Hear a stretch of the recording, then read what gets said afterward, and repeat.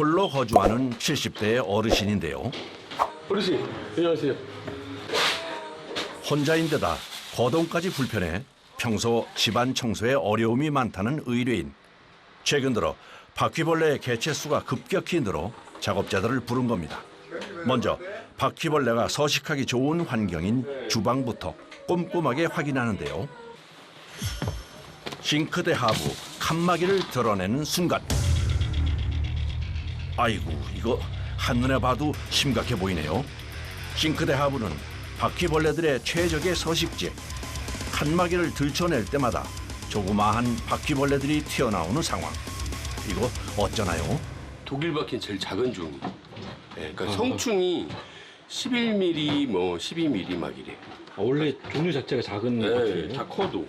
독일 바퀴는 사실 일단 들어오면 집에서 사니까 집은 우리나라 이제 뭐 겨울에도 난방을 하니까 이 독일 바퀴는 사계절이라고 보시면 돼요. 독일 바퀴는 크기는 작아도 한번 들어오면 집에 자리를 잡아버려 더 골치라는데요. 지금 못 찾으시는 거예요?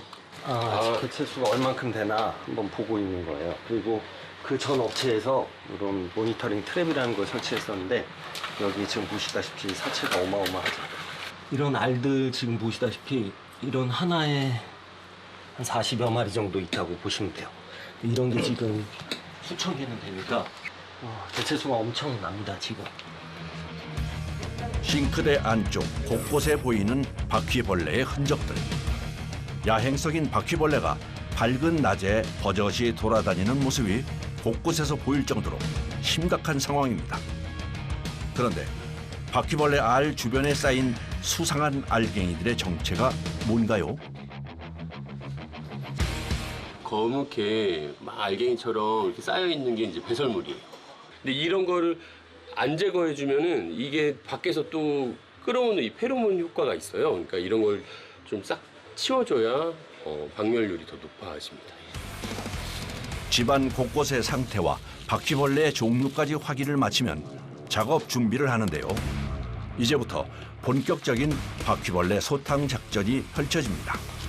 저 이제 바퀴벌레 저 사체 가루나 배설물 가루는 약간 호흡기 이제 그런 좀 천식도 일으킬 수 있고 그런 게 있거든요. 그러니까 저희들도 마스크를 좀 쓰고. 가장 심각했던 싱크대 하부 작업은 2인 1조로 진행. 내부가 어두워 손전등을 비춰야 하기 때문인데요. 진공 청소기를 이용해 바퀴벌레의 사체와 알까지 꼼꼼하게 제거합니다. 눈으로 확인하며 최대한 집중해 작업을 진행하는데요. 가득 찬 거 아니에요? 거의 뭐 한 절반 찬 것 같습니다. 움직이는 애들이 있네. 이야, 이거 보고도 믿기지가 않는군요. 알 안에 새끼들이 40마리씩 들어있다고 생각하면 이거 몇 수천 마리가 될 수도 있죠. 싱크대 내부도 청소를 이어가는데요. 잘 사용하지 않는 공간은 바퀴벌레의 사체가 보입니다. 그런데 이 거뭇거뭇한 얼룩은 뭔가요? 바퀴벌레 배설물이 이제 여기다 이제 배설을 하면 이제 시간이 지나면 늘러붙으면 습기나 이런 것 때문에 늘러붙으면 이제 이렇게 찐득찐득하게 이제 이런 건 이제 청소기로 안 되고 이제 걸레로 닦아내야 되죠. 바퀴벌레 똥인 거예요? 네, 맞습니다. 똥입니다. 아이고야. 눌어붙은 배설물은 반드시 세제를 사용해 닦아야 하는데요. 그냥 기본 중성 세제라고 보시면 돼요. 세제를 뿌린 후 살살 불려가며 닦아내는 것이 요령입니다. 특히 배설물은 또 다른 바퀴벌레를 불러들이는 요소가 될 수 있어 더욱 신경을 써야 하는데요. 그리고 마무리로 꼭 거쳐야 하는 과정이 하나 더 있습니다. 마지막으로 에탄올 80% 알코올인데 이걸로 이제 소독 작업을 한번 할 겁니다. 바퀴벌레는 몸이나 다리에 병균을 묻혀 옮기기 때문에 소독은 필수.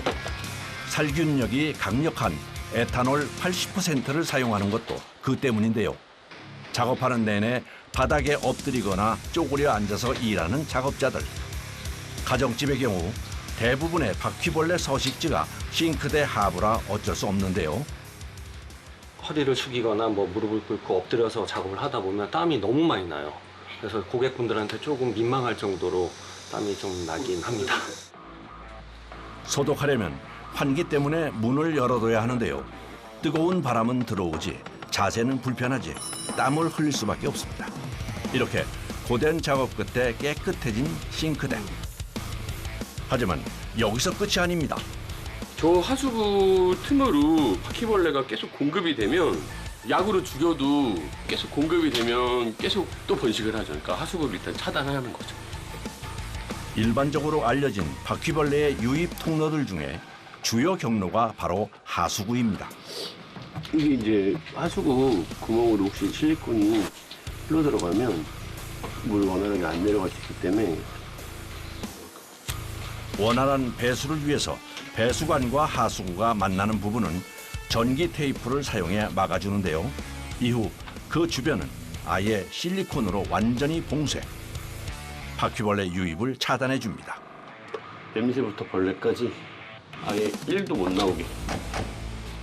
아, 우리 집에 바퀴벌레가 너무 많아요 할 때는 거의 독일 바퀴인가요? 예, 보통 그렇다고 보시면 돼요. 왜냐면은 독일 바퀴는 일단 들어오면은 안에서 알 까고 번식을 해버리니까 우리 집 바퀴벌레가 너무 많아요, 많이 보여는 보통은 독일 바퀴가 더 그런 가능성이 높죠. 예.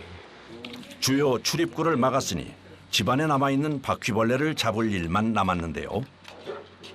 근데 그 약을 너무 콩알 만큼 넣은 거 아니에요?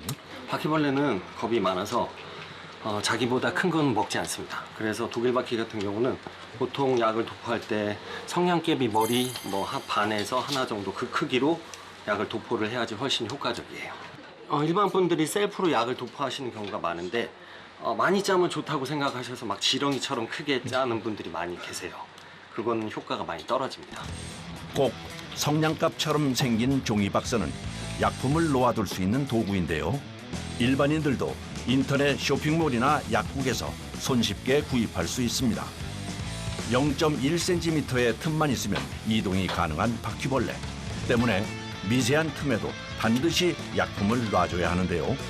이때는 특수 도구를 써야 합니다.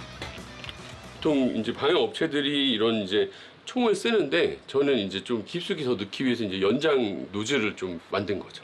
일반인들이 셀프로 하실 때 이제 그 완성도가 어쨌든 좀 박멸률이 떨어지는 게 이제 저희처럼 이런 장비가 없으시니까 이제 겉으로만 좀 하시는 거죠. 그러니까 이제 좀 박멸률이 떨어질 수밖에 없는 부분은 있습니다. 약품은 집의 면적을 고려해서 놓는데요. 이 집은 상태가 심각해 집 전체에 촘촘하게 도포를 했습니다. 이 독제를 사용을 하면은 바퀴벌레가 먹고 자기 둥지로 가서 두어 시간 후에 죽게 되거든요. 그거 이제 연쇄적으로 둥지를 파괴하는 그런 효과를 위해서 얘를 살포하고 있습니다. 약품 처리까지 끝나면 작업도 마무리가 됩니다. 유입로 차단과 약품까지 놓은 후 1, 2주 아니면 바퀴벌레가 어느 정도는 처리되는데요. 새로 부화되는 개체들을 고려하면 완전히 퇴치될 때까지는 한 달 정도의 시간이 필요하다고 합니다. 드디어 2시간 만에 작업이 끝났습니다. 저희가 어떻게 보면은 박멸해드리러 왔다가 저희가 또 이 혹을 붙여가면 안 되기 때문에 마지막에 이제 천연 살충제로 이렇게 저희 이제 다 뿌리고 장비에도 다 뿌리고 이제 PD님께도 뿌려드리고 그렇게 할 겁니다. 그러네요. 현장에 함께한 제작진도 소독은 필수겠네요.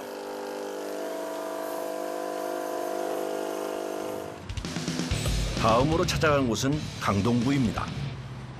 이제 두 번째 지금 방문처는 신축 빌라긴 한데 화장실에서 나방파리가 너무 많이 보이고 뭐 주방 쪽에도 좀 파리 같은 게 보인다고 하셔서 네, 대표님 안녕하세요. 안녕하세요. 예, 이렇게 하트 모양으로 나방파리 그 종류가 좀 많이 나오나요? 주로 그렇게 생긴 게 많은 것 같아요. 네. 그러니까 나방파리랑 벼룩파리는 하수구에서 올라와요. 그러니까 먼저 주요 출몰지 화장실부터 확인하는데요. 아이고, 여기저기 죽어있는 나방파리들이 보이네요. 얼핏 봐도 개체 수가 좀 많습니다. 날개가 하트 모양, 그래서 나방파리라는 이제 소형 파리인데 얘네들은 무조건 하수구에서 올라온다고 생각하시면 되세요. 곧바로 하수구부터 확인하는데요. 여긴 그래도 물을 사용해서 물이 고여 있잖아요. 그러니까 물이 고여 있으면 이 물이 방어 역할을 해주는 거예요. 그러니까 이건 이제 바닥은 문제가 없어요. 일반 분들은 잘 모르시는데 이제 여기 하수구를 잘 못 보시거든요. 왜냐면 이게 다 보기 좋으라고 이렇게 도기로 가려놓으니까. 세면대 아래쪽 물이 내려가는 부분을 확인해보는 작업자. 아하, 하수구가 완전히 막혀있지 않네요. 잘 막혀 있는 것 같아도 이게 그냥 이런 식으로 틈이 있어요. 이 하수구가 열려 나온 파이들이 지금 올라옵니다. 이런 경우는 의외로 간단히 해결 가능해 직접 할 수도 있다는데요. 이렇게 물만 내려갈 때 열리는 트랩을 사용해서 막아주고. 트랩이라는 도구를 사용해 나방 파리의 유입 통로를 차단해 주는 겁니다. 하수구와 연결관 사이에 트랩을 설치 후 실리콘으로 미세한 틈새까지 밀봉하면 되는데요. 예, 거기 들어가겠습니다. 감사합니다. 건강하세요. 끼니 챙길 틈도 없이 또 다른 의뢰인을 만나러 출동합니다. 이 일을 하기 전 제약회사 직장인으로 10년, 식당도 5년이나 했었다는 작업자. 방역도 다 똑같이 약품을 취급하는 회사라서 그때 일했던 게 또 약품 이해도에 대해서 그게 굉장히 좀 도움이 되고 저희가 이제 식당들 그런 방역도 많이 가거든요. 근데 주방 시설물 구조라든가 어디에 이제 벌레들이 많이 꼬일 수 있다든가 그런 요식 업장에 대한 이해도가 좀 높기 때문에 그런 두 가지 경력이 다 지금 방역업을 하는데 큰 도움이 되고 있습니다. 이번에 찾은 곳은 경기도 연천. 시골 마을의 단독주택인데요. 1년에 한 번 정기적으로 들리는 곳입니다. 선생님 안녕하세요. 안녕하십니까. 또 올해도 뵀네. 네, 감사합니다. 안녕하세요. 선생님 이거 어떻게 의뢰하게 되신 거예요? 시골집들은 여름만 되면 벌레와의 전쟁입니다. 그래서 하는 거죠, 3년째. 집이 하필 야트막한 산과 맞붙어 있어 집 안팎으로 벌레가 가득. 그야말로 골치를 앓았다고 하는데요. 그 효과가 좀 있었어요. 1년 동안은 아마 거의 없을 거예요, 벌레가. 벌레가 첫째 안 나오니까 하는 게. 근데 여기 사방 천지가 다 벌레들인데. 근데 우리 집 안 와요. 아 그래요? 예. 본격적으로 집안 살충 작업에 나선 작업자. 곳곳을 살피며 꼼꼼히 살충제를 뿌려줍니다. 요거는 이제 피레트린이라고 국화꽃에서 추출한 천연 성분이에요. 바퀴벌레뿐만이 아니고 뭐 개미, 거미, 뭐 그리마, 그 진드기, 뭐 존벌레 모든 유해한 해충에게 다 효과적입니다. 황토와 목조 구조로 지어진 집이라 특히 나무에 집중적으로 도포해줍니다. 모서리의 틈새는 섬세한 노즐을 사용해 안쪽 깊숙하게 살충제를 넣어주는데요. 이런 데 보면 이제 틈이 좀 벌어져 있잖아요. 이런 데 그 벌레들이 많기 때문에 이런 데 위주로 꼼꼼하게 넣어줘야 됩니다. 더운 날씨에 집중해서 일을 하다 보면 땀이 비오듯 쏟아집니다. 시골집에서의 방역은 외부에서 들어오는 해충을 차단하는 게 무엇보다 중요한데요. 창문 다 닫아요. 창문 다 닫아요. 요거는 독한 약이에요? 아닙니다. 이거 원래는 어느 정도 화학 약품을 써도 되는데 고양이가 있어가지고 친환경 약품으로 뿌릴 겁니다. 꼼꼼하게 잘 뿌려주세요. 외부는 벌레의 진입을 막는 한마디로 방어막을 씌우는 작업인데요. 실내와는 다르게 최대 7m까지 분사되는 기구를 쓰기 때문에 바람이 불면 살충제를 뒤집어 쓸 수 있어 방역복은 필수입니다. 끝난 거예요? 아닙니다. 여기 약도 한번 채워야 되고 중간에 저기 물 한번 먹고 저희 뒷마당 쪽 할 겁니다. 그리고 저희가 여름철 땀 많이 흘렸을 때는 이렇게 나트륨 정제를 갖고 다녀요. 그래서 이걸 두세 알씩 중간에 먹어줘야 탈수증에 안 빠질 수가 있습니다. 땀을 많이 흘리는 작업자들에게는 상비약이나 마찬가지입니다. 시원하다. 일이 가장 많은 여름철에는 하루 출동만 3-4번씩은 하는데요. 이런 날은 하루 30-40만 원 정도의 수입이 생긴다고 합니다. 잘 좋은데 고생 많았습니다. 아유, 일단. 저기 믿고 맡겨주셔서 감사합니다. 내년에도 방역 의뢰 하실 거예요? 당근이지. 모두의 불청객인 해충을 잡기 위해 누구보다 뜨거운 땀방울을 흘리는 이가 방역 전문가들입니다. 해충이라는 것도 환경이 좀 안 좋은 상태에서 더 많이 발생하는 경우가 많기 때문에 그런 분들한테 저희가 또 땀 흘려서 케어해드렸을 때 보람이 좀 이렇게 많이 느껴지거든요. 그러니까 같은 보람 있는 것과 뭐 이제 그런 매출과 이제 같이 결합되기 때문에 저는 제일 하여튼 저한테 맞는 것 같습니다.